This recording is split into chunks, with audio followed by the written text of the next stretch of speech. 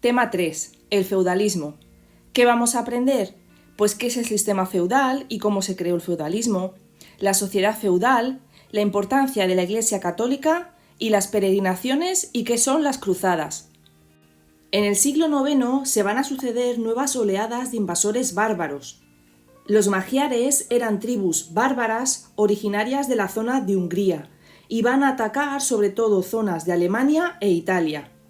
Los vikingos eran tribus bárbaras de la zona de Escandinavia, principalmente de Noruega, Suecia y Dinamarca, y van a atacar zonas como las Islas Británicas, Irlanda y Francia. Los sarracenos provenían del norte de África y van a atacar zonas de Italia, Francia y del Imperio Bizantino.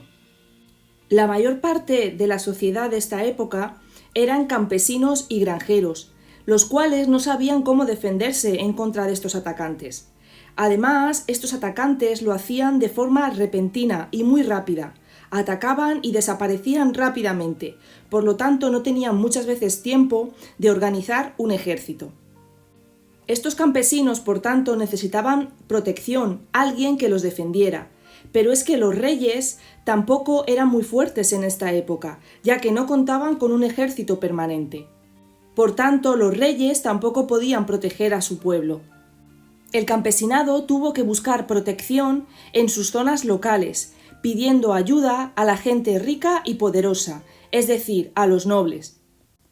Estos nobles tenían dinero suficiente para pagarse construcciones como los castillos, que les servían para defenderse, así como caballos y armas. De esta manera va a surgir el feudalismo. Los nobles van a permitir entrar a este campesinado en su castillo cuando los pueblos bárbaros atacasen. Los nobles saldrían con sus caballos y sus armas a defender al campesinado. A cambio de esta defensa, el campesinado les va a dar las tierras a los nobles o les va a ofrecer lo único que sabían hacer, trabajar en las tierras. De esta forma surge la sociedad feudal, una sociedad basada en promesas y en el intercambio de servicios. A cambio de protección, los campesinos pagaban rentas e impuestos y trabajaban las tierras de los nobles. Esto va a provocar que los nobles se conviertan en personajes muy poderosos, a veces incluso más poderosos que los propios reyes, porque contaban con castillos, con tierras, con vasallos y con gente que trabajaba a su servicio. Con esta caricatura vamos a observar cómo de peligroso era el mundo en este siglo IX.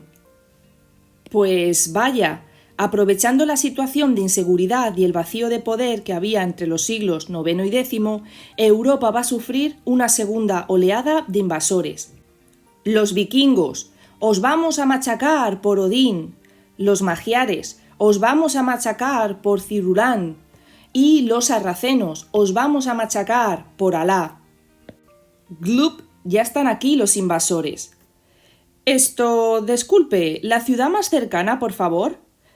Pues no queda ninguna. ¿Cómo? Si venimos de Escandinavia, de Asia y del norte de África para saquearlas. Ya, pero como sabían que veníais, pues la gente se ha refugiado en todas las zonas del campo. Y es que por el miedo a las invasiones bárbaras, las ciudades se despoblaron y la población se convirtió principalmente en rural, es decir, que vivía en las zonas del campo. Por esa razón, los principales castillos están en zonas rurales. Pues vaya, yo paso de saquear el campo. Soy alérgico al polen. Las ciudades molan más. ¿Os venís a tomar algo? Los vikingos, por ejemplo, eran granjeros de la zona de Noruega, Suecia y Dinamarca. Cuando la población creció, no había suficiente tierra para todos, y como resultado tuvieron que navegar y viajar a otros países buscando lugares para vivir o buscando lugares para ser saqueados. Algunos vikingos llegaron a fundar ciudades como Dublín, en Irlanda, o York, en Inglaterra. Sin embargo, muchos lo que hacían era viajar para saquear la comida y las riquezas y regresar de nuevo a la zona de Escandinavia. La mayoría de las tribus vikingas vivían cerca de la costa, ya que eran muy buenos marineros. Con sus barcos largos y rápidos podían viajar grandes y largas distancias. Como podéis observar en el mapa, al principio los vikingos atacaron los lugares más cercanos, como eran Gran Bretaña, Irlanda y Francia. Después llegaron a navegar a zonas lejanas como las del mar Mediterráneo y atacar a la península ibérica y a la italiana. Utilizando sus barcos ligeros y largos, llegaron a circular por los ríos Volga y llegaron incluso a atacar o comerciar con el Imperio bizantino. Incluso llegaron a asentarse en zonas lejanas como Islandia y se tiene o se cree con certeza que llegaron a la zona de Norteamérica en torno al año 1000. A pesar de que llegaron a América, no fue hasta 1492, con el descubrimiento de Cristóbal Colón, cuando Europa se dio cuenta de que lo que había al otro lado del Atlántico era un nuevo continente, un nuevo mundo. Como dijimos al principio del vídeo, las familias nobiliarias de nobles tenían mucho poder, es decir, controlaban tierras, castillos y tenían a un campesinado que trabajaba para ellos a cambio de esa protección en el caso de ser atacados por los bárbaros. Sin embargo, también existía un rey. Los reyes al principio habían sido elegidos, pero después pasaron a ser hereditarios. Pero los reyes en este momento no eran más que un noble, pero el primer noble. Por eso en los textos medievales aparece la expresión primus inter pares, es decir, el primero dentro de los pares de los nobles. Los reyes, como decíamos, también eran débiles, ya que no contaban con un ejército permanente y por tanto no podían defender todas las partes de su reino. Así que también necesitaban del apoyo de los nobles para luchar y defenderse de otros reinos enemigos. Es así como se crea esta sociedad feudal, es el origen del feudalismo, y fue a través de la ceremonia llamada del homenaje. En esta ceremonia los nobles juraban serle fiel y leal al rey y también ayudarle militarmente en caso de guerra. Es lo que se conoce como auxilium et consilium. Es decir, darles ayudas militares y consejo. Pero como es una sociedad basada en intercambios y en promesas, los reyes a cambio le van a dar un feudo a estos nobles, es decir, más tierras donde los nobles podían ser dueños y señores de ellas. Podemos decir, por tanto, que el homenaje era esa ceremonia en la que el noble juraba lealtad al rey y el rey a cambio le entregaba un feudo. La sociedad feudal. Como hemos dicho, la sociedad feudal va a estar basada en unas promesas y en un intercambio de bienes y servicios. Cada grupo social tiene unas responsabilidades asignadas. La nobleza, por ejemplo, tiene la función de defender y proteger. El clero tiene la función de rezar y acompañar religiosamente a la nobleza y al campesinado. Y el campesinado tiene la función de trabajar para la nobleza y el clero. En este texto histórico del año 998, el monje Adalberón nos explica un poco la sociedad feudal. Los nobles son los guerreros, los protectores de las iglesias, defienden a todo el pueblo, a los grandes lo mismo que a los pequeños, y al mismo tiempo se protegen a ellos mismos. La otra clase, la de los siervos, es decir, el campesinado, es esta raza de desgraciados que no posee nada sin sufrimiento. Las provisiones y los vestidos son suministrados a todos por ellos, pues los hombres libres no pueden valerse sin ellos, es decir, el campesinado da trabajo y produce la tierra. Así pues, la ciudad de Dios, es decir, la sociedad, está tenida como una, pero en realidad es triple, porque unos rezan, es decir, el clero, otros luchan, es decir, la nobleza, y otros trabajan, es decir, los siervos y el campesinado. Los servicios de cada uno de estos órdenes permiten los trabajos de los otros dos, y cada uno a su vez presta apoyo a los demás. Con este texto histórico podemos ver cómo esa sociedad estaba basada en promesas y juramentos que se hacían entre las familias y los grupos sociales. La nobleza va a defender a cambio de tierras, trabajo y comida. El clero va a rezar a cambio de ser defendidos por los nobles y recibir comida e impuestos por el campesinado a través del diezmo. Y el campesinado, a su vez, va a trabajar y producir los alimentos para todos ellos, para la nobleza y el clero, y a cambio va a ser defendido por la nobleza y va a ser acompañado religiosamente por el clero. Los reyes. Al principio las monarquías eran elegidas, pero después van a pasar a ser hereditarias. Y es que al principio los reyes no eran más que familias nobiliarias, lo que pasa que fueron escogidas como la primera de las familias nobiliarias, de ahí que en los textos aparezca primus inter pares.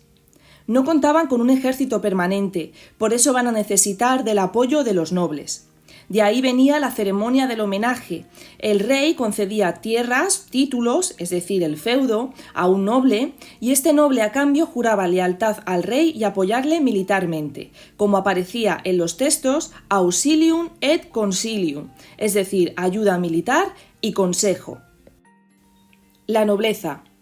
Vamos a estudiar dos tipos de nobleza, la alta y la baja nobleza.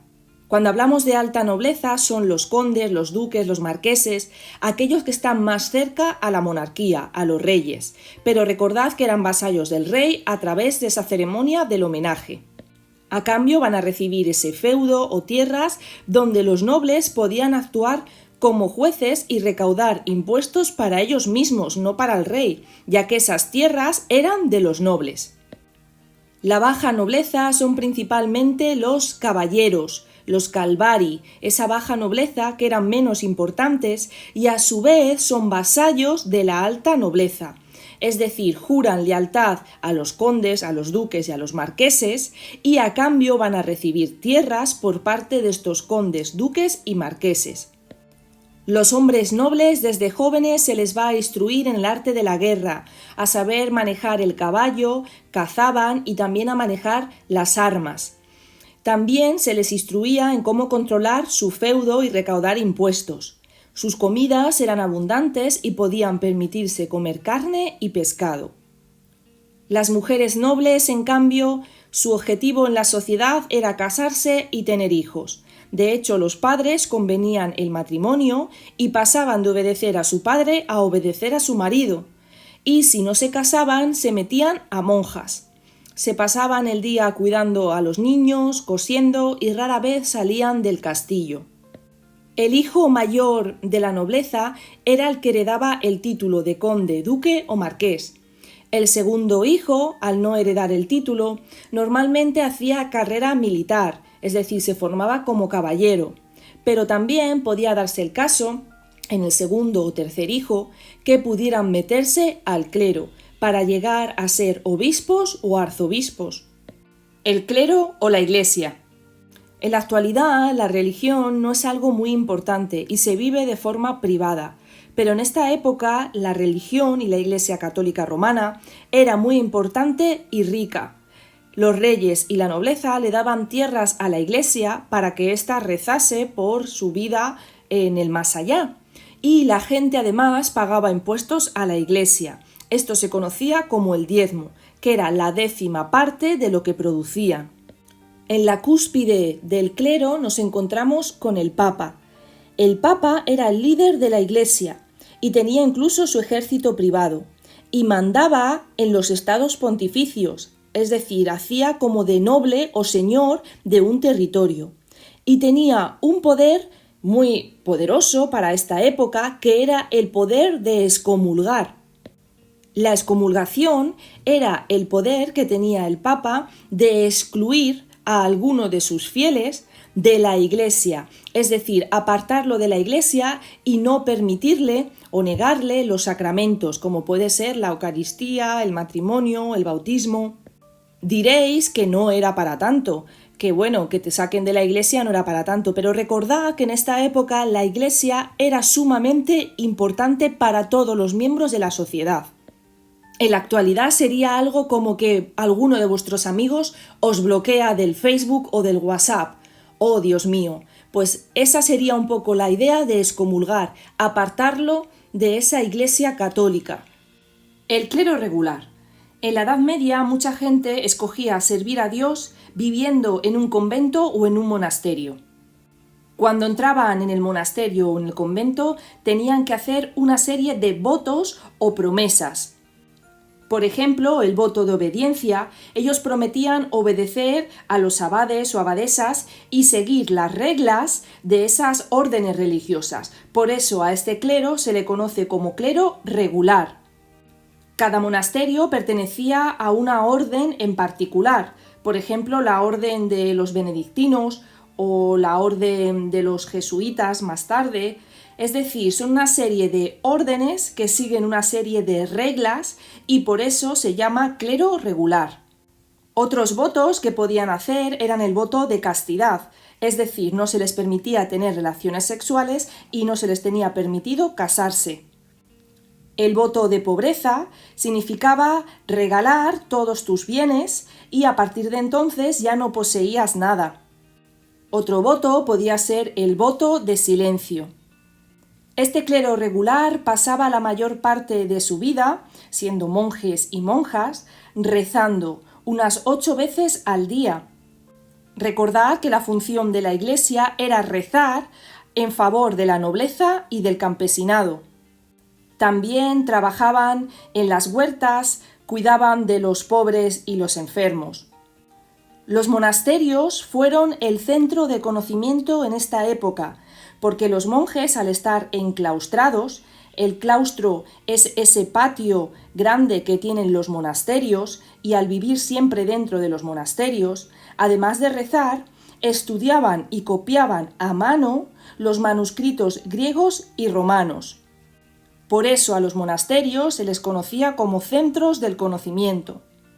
El otro tipo de clero era el clero secular, y son los religiosos que no pertenecen a ninguna orden religiosa, y se reciben el nombre de secular por la palabra en latín seculus, que significa siglo, es decir, que vivían y convivían con la gente normal. Eran los encargados de dar la misa, de bautizar, de casar, de confesar los pecados. Este clero secular, por tanto, estaba en contacto con gente que no era religiosa.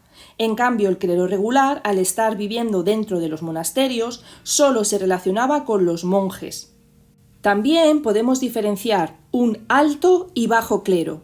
El alto clero es el que provenía de la nobleza, de esos segundos o terceros hijos que no podían heredar las tierras, normalmente se metían al clero, pero al venir de la nobleza podían llegar a ser abades, arzobispos o, si eran mujeres, abadesas. En cambio, el bajo clero venían de las clases más pobres, eran los frailes o los sacerdotes de parroquias en los pueblos remotos. Por tanto, el alto clero vivía en el lujo, ya que venían de esa alta nobleza, y además mandaban en los monasterios, conventos o en las catedrales. En cambio, el bajo clero, por venir del campesinado, era pobre y trabajaba mucho. El campesinado. El campesinado eran esos agricultores que trabajaban o alquilaban las tierras a los nobles. Podían pagar este alquiler trabajando directamente para el clero o los nobles, que en los textos medievales se conoce como corveas. Las corveas eran las unidades de trabajo que el campesinado debía a los nobles a cambio de protección o al clero a cambio de sus rezos y oración. El campesinado también pagaba impuestos en dinero o en comida. Si era a la iglesia se conocía como el diezmo, que era la 10ª parte de lo que se cosechaba. Recordad que a cambio el campesinado recibía protección de los nobles y asistencia religiosa del clero. La Iglesia no permitía la asistencia de esclavos, pero se creó algo parecido, los siervos.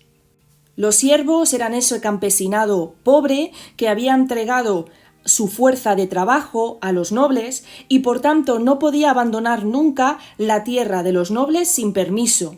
Incluso si quería casarse, debía pedir permiso al señor. En cambio, el campesinado libre o hombres libres sí que podían irse a trabajar a otra tierra. Los hombres campesinos trabajaban desde que el sol nacía hasta que se ponía, ya que había que aprovechar la luz del sol. Fabricaban sus propios útiles, sus comidas eran frugales, principalmente a base de pan y verduras, apenas carne, y si comían algo de carne era de conejo o de cerdo. Las mujeres campesinas debían pedir permiso al señor del feudo para casarse si eran siervas y trabajaban en el campo junto con los hombres, pero además limpiaban y cuidaban a los niños, cosían y tejían. Podemos ver que el campesinado tenía una vida muy dura. Como dijimos al inicio del vídeo, las ciudades medievales van a ser abandonadas tras las oleadas de invasores bárbaros. Por eso va a ser en las zonas rurales donde nos encontremos los castillos y los feudos.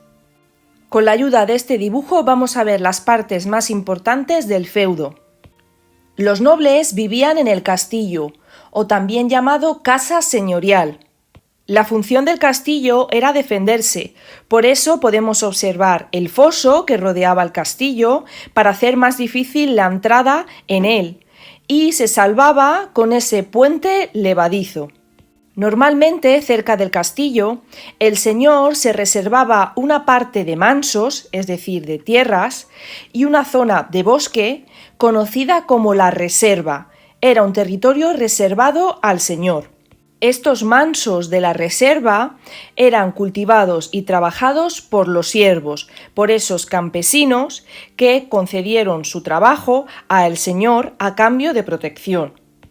El resto de mansos o tierras que podemos observar en el feudo también son propiedad del señor, pero el usufructo es del campesinado. Por eso podemos observar a campesinos libres trabajando las tierras del señor y a cambio daban una parte de la cosecha al señor por esa protección en caso de ataque. En el bosque de la reserva, el señor podía ir a cazar y practicar con sus armas, pero también permitía al campesinado adentrarse en el bosque, por ejemplo, para recoger frutos o madera. Los campesinos vivían en las aldeas y, como curiosidad, los animales como los cerdos y las gallinas dormían dentro de las casas, ya que era una forma natural de calentarse. Podemos observar también cómo el señor ha mandado construir un molino y un puente. Pero para usarlo, tanto el molino como el puente, el señor obligaba a su campesinado a pagar un impuesto. Recordad que el señor es dueño de las tierras y puede decidir sobre ellas, incluso los impuestos. Podemos ver también a la orilla del río un vado, que servía para cruzar a la otra orilla. El campesinado en los mansos cultivaba trigo, cebada, leguminosas y no utilizaban más fertilizantes que el propio abono de los animales. De hecho, era tan pobre la capacidad de la tierra que lo único que hacían era dejar una zona en barbecho. El barbecho es esa zona que se dejaba sin cultivar para permitir a la tierra que se recuperase por sí misma. El feudo, además, contaba con su propia iglesia. Recordad que la iglesia era muy importante para toda la sociedad. Y este párroco de esta iglesia vendría del campesinado, es decir, es clero bajo y es el encargado de bautizar, de perdonar los pecados, de dar misa a todo el campesinado de este feudo. Como veis, el feudo era autosuficiente, es decir, producía suficientes bienes y servicios para abastecer a toda su población. En el caso de tener excedentes, podían ser vendidos o intercambiados en las ferias. Las ferias medievales eran grandes mercados donde la gente acudía a comprar y vender productos. Algunas llegaron a ser realmente grandes y era la manera en la que también el campesinado se permitía divertirse, ya que acudían juglares, acróbatas, cantantes.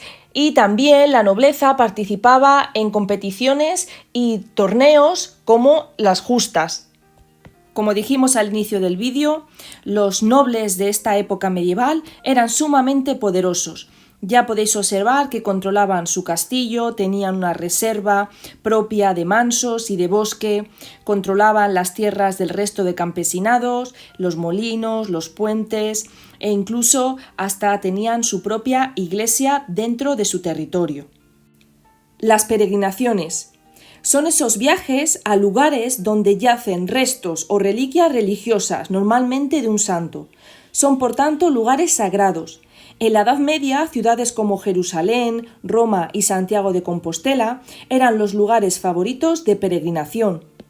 ¿Y por qué peregrinaba la gente? Pues bien, muchos peregrinaban para poder ver con sus ojos de verdad aquellos restos o reliquias de santos o lugares sagrados.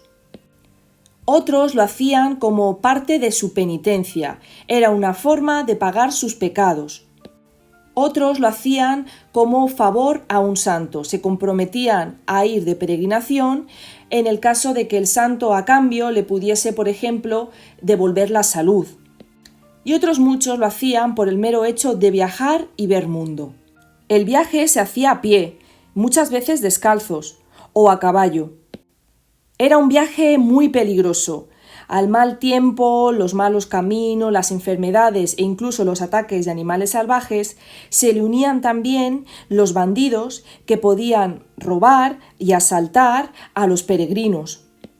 Sin embargo, algo positivo de estas peregrinaciones es que en las rutas de paso hacia esos lugares santos, las ciudades y los pueblos se enriquecieron y desarrollaron, creciendo económicamente. Además, estas rutas servían como intercambio para ideas y saberes entre las diferentes gentes que los circulaban. En la actualidad, el Camino de Santiago en España sigue siendo uno de los caminos de mayor peregrinación a nivel mundial. Se sabe que tras la muerte de Cristo, Santiago el Mayor continúa inicialmente esa labor apostólica de difundir el cristianismo, primeramente en Jerusalén. Después el apóstol Santiago se embarca y llega a Hispania y desde el sur va evangelizando, es decir, va contando las experiencias que ha vivido junto a Jesucristo. Llega hasta Galicia y después de nuevo baja hacia el sur, se monta en un barco y regresa a la zona de Palestina. Allí en Palestina va a ser apresado porque estaba predicando el cristianismo y estaba prohibido predicar el cristianismo y va a ser decapitado. Pero según la tradición, su cadáver fue robado por dos discípulos suyos, Atanasio y Teodoro, y montaron los restos del apóstol Santiago en un barco y de nuevo volvieron a Hispania, a tierras españolas, concretamente en la zona de Galicia. Pasaron los años y los siglos, y los musulmanes invadieron Hispania en el 711. Al norte quedaban unos pequeños reinos cristianos al mando de Alfonso II el Casto. Pues bien, según cuenta la leyenda, en estos reinos del norte cristianos, un ermitaño, supuestamente llamado Pelayo, empezó a observar durante las noches resplandores misteriosos. Informó al obispo de Iria Flavia, que se personó en el lugar.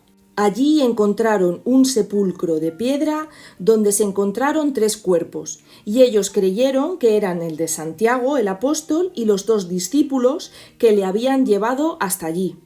El obispo va a informar al rey Alfonso II el Casto, y Alfonso II decide viajar con sus principales nobles hacia ese campo de estrellas, de ahí viene la palabra Compostelas, ya que en ese campo se supone que había unas luces que brillaban. En esa misma zona donde se encontró el sepulcro de piedra, el rey mandó construir una iglesia. Primero fue una iglesia muy sencilla, de estilo asturiano románico. Sin embargo, en el año 997, esta iglesia primitiva fue reducida a cenizas por Almanzor, el comandante de los ejércitos del Califato de Córdoba. Así que la actual catedral que podéis observar se construyó a partir del siglo XI, bajo el reinado de otro Alfonso, Alfonso VI. Una de las zonas más famosas de esta catedral es el Pórtico de la Gloria del Maestro Mateo. Finalmente, la catedral fue consagrada en el año 1211. Por último, la fachada que se observa de la Plaza del Obradoiro es una fachada posterior de estilo barroco, creada por Casas Novoa en 1740, con la idea de proteger esa iglesia románica construida en el siglo XII y XIII. Las cruzadas. En el siglo XI los turcos musulmanes avanzaban rápidamente hacia el Imperio bizantino y llegaron incluso a tomar la ciudad de Jerusalén, cosa que no fue bien vista por los cristianos, ya que si los musulmanes seguían avanzando podrían conquistar Constantinopla. De hecho, ya sabemos que lo lograrán en el 1453, pero ahora se estaban acercando. Además, los musulmanes, si controlaban la zona de Jerusalén, ya no permitían entrar a los cristianos e ir a peregrinar a esos lugares sagrados para los cristianos, ya que ahora eran musulmanes. Por esa razón, en el año 1096, el Papa Urbano II dijo que era deber de todo cristiano ayudar al Imperio bizantino a enfrentarse a los turcos musulmanes. Este movimiento lo llamó la Cruzada. Numerosos nobles y caballeros con sus caballos y armas emprendieron un largo y peligroso viaje hacia tierras musulmanas, logrando, fijaros, en el año 1099 a tomar Jerusalén, es decir, a quitársela a los musulmanes y a asentarse allí en reinos cristianos. Después de esta primera cruzada hubo otras muchas. Los musulmanes fueron poco a poco recuperando el poder. Sin embargo, la tercera cruzada, que fue en el 1087, fue también bastante famosa, ya que Saladino recuperó de nuevo para los musulmanes Jerusalén.